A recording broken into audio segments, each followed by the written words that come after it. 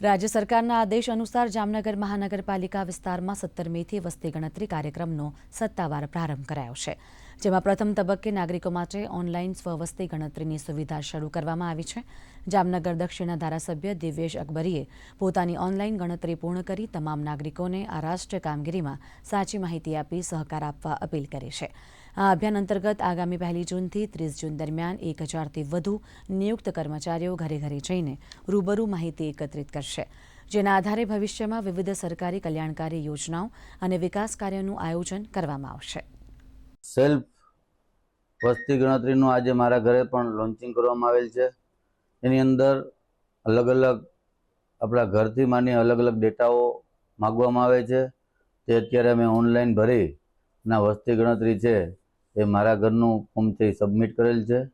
આ જ રીતે ઘરે ઘરે આવવાનો કાર્યક્રમ છે।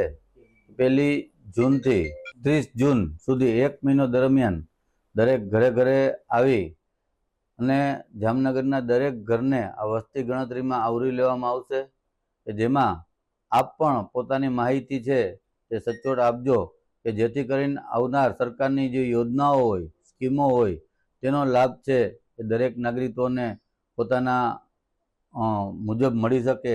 એ હેતુસર આજે સમગ્ર દેશની અંદર, ગુજરાત રાજ્યની અંદર અને જામનગરની અંદર પણ વસ્તી ગણતરીનો પ્રારંભ કરવામાં આવેલ છે।